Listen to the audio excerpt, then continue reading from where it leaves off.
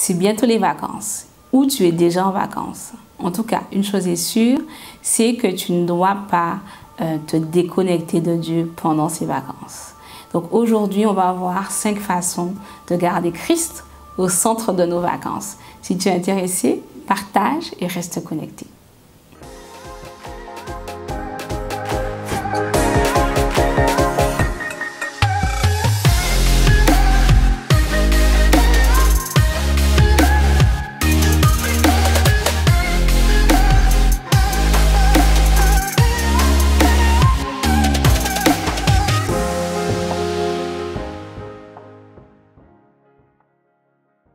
Alors, la Bible dit qu'on ne se nourrira pas de pain seulement, mais de toute parole qui sort de la bouche de Dieu. Du coup, si on reste terre à terre dans le naturel, si tu restes 3 jours, 2 jours sans manger, tu risques de tomber dans les pommes, tu risques d'avoir des carences, tu risques de ne pas être bien. Raison pour laquelle, durant ces vacances, tu ne peux pas te passer de la parole de Dieu qui est le pain de vie, ok? Donc, on va voir aujourd'hui 5 façons de garder Christ au centre de nos vacances, de façon à ce que quand la rentrée arrive en septembre, on n'est pas rétrogradé et on n'est pas perdu quelque part. Pas mal de choses qu'on aura acquises depuis le début de l'année, spirituellement parlant. Donc, le premier conseil, c'est les marches de prière. Tu es en vacances, vous êtes en groupe, tu n'as pas ta chambre.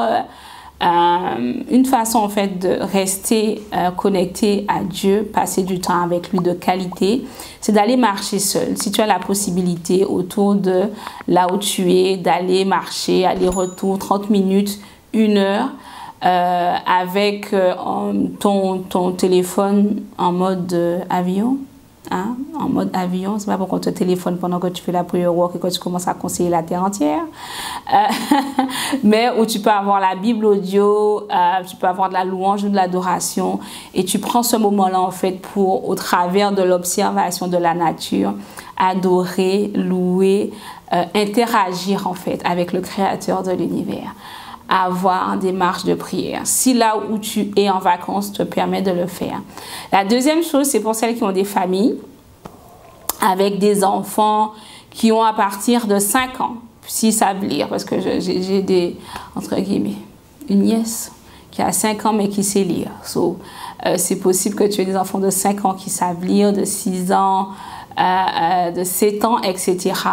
Et là, ce serait de faire tous les matins la dévotion matinale avant d'aller aux activités quotidiennes qu'on a probablement prévues pour chaque enfant ou pour tous les enfants. Et là, il s'agira en fait de faire une liste de versets ou d'histoires bibliques et chaque enfant a son jour. Chaque jour, il vient le matin, il lit ce qu'il devait préparer et il expose aux autres ce qu'il a compris et quelle application il peut en faire. Et ensuite, on demande aux autres enfants, qu'est-ce que vous en avez pensé? Est-ce que tu vois d'autres applications? Ça vous permet en fait, en tant que famille, de garder Christ au centre, de garder la parole au centre, de faire quelque chose qui permet, qui responsabilise les enfants vis-à-vis de la parole, mais qui aussi est assez fun en fait, puisque ça devient un sujet de discussion et à la fin, un temps de prière au regard de ce qu'on a lu, de ce qu'on a découvert aujourd'hui. Donc du coup, ce ne sera pas une réunion de prière, ce sera un temps de prière de 5-10 minutes et après, tout le monde va à ses occupations jusqu'au soir. Donc la dévotion matinale, ça peut être intéressant pour ceux qui ont des enfants qui ont à partir de 5 ans. Ensuite, toujours pour les plus jeunes ou les plus âgés, on a en troisièmement les jeux de société chrétiens. Donc du coup, tu vas sur CLC, la librairie c'est ici, le Bon Livre à Bruxelles, ils ont tous des sites internet je pense et il doit y avoir des jeux de société chrétiens. C'est l'opportunité de rigoler, c'est l'opportunité de se moquer les uns des autres gentiment et c'est l'opportunité d'apprendre des choses de la parole, autant pour les petits que pour les grands. Donc faire des jeux de société chrétiens, c'est une façon aussi de garder Christ au centre de nos vacances. Le quatrième moyen de garder Christ au centre des vacances, c'est pour celles en fait qui ont vraiment à cœur, depuis un moment le Seigneur te dit étudie, lis ma parole, étudie. Ça peut être l'opportunité pour toi de prendre du temps chaque matin pour étudier la Bible. Et pour ça, moi je te dirais, on a la vidéo comment étudier la Bible sur la chaîne. Je la mettrai probablement quelque part ici, que tu pourras regarder, mais de façon plus structurée. On a nos études bibliques sur boutique.femmeesprit.org. Il y en a de 2 semaines, il y en a de 3 semaines, il y en a de plus longues, mais ça te permettra chaque jour d'avoir un temps sur une suite de versets avec des questions précises d'observation, des questions de réflexion, des questions d'application et ensuite l'opportunité en fait de prier pour que ce que tu as appris au travers de la Bible devienne une réalité dans ta vie personnelle en fait. Et donc du coup ça se trouve sur boutique.femmeesprit.org et pour celles qui ont à cœur de prier pour certains sujets, on a des livres de prière spéciaux, on a également des livres de méditation que tu peux retrouver sur la boutique. Et le 5e et dernier conseil, c'est planifier les temps avec Dieu en fait. Comme je le disais au début, si tu ne planifies pas, tu vas rétrograder. Oui, tu vas rétrograder et tu seras surprise de voir que toi qui pouvais passer 30 minutes avec Dieu, 40 minutes avec Dieu, 1 heure avec Dieu, ben à la fin des vacances, au bout de 10 minutes, ton esprit vagabonde déjà.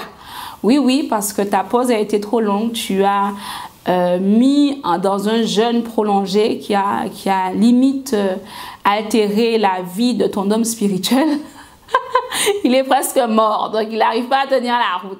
Donc il faut planifier les temps de prière avec Dieu. Il faut que tu saches comment tu fonctionnes. Il faut que tu aies une visibilité aussi de la façon dont seront organisées tes journées pour que 30 minutes à 1 heure par jour, tu sois avec Dieu. Ok, donc pour certains, tu sais que si tu ne le fais pas le matin, le reste de la journée c'est foutu, ça c'est moi. Pour d'autres en fait, si tu es maman, tu as des enfants en bas âge, c'est peut-être au moment de la sieste, où ils font une sieste, où ils font où ils dorment dans la journée, donc c'est peut-être à ce moment-là que tu auras du temps pour passer avec le Seigneur, mais il faut être assez flexible au regard de son fonctionnement personnel et du planning de la journée pour encore une fois profiter de ses vacances et recharger ses batteries. Donc voilà, j'espère que ces 5 conseils t'auront aidé. Si c'est le cas, n'hésite pas à partager la vidéo. Et sur ce, on se dit au mois de septembre. Pourquoi? Parce que une partie de l'été, on est en jeûne et prière avec les membres de nos différents programmes. Et l'autre partie, Femme Esprit va aussi se poser, va aussi recharger ses batteries, en tout cas la team, sans pour autant se déconnecter avec Dieu. Amen. On se revoit au mois de septembre. Bye bye.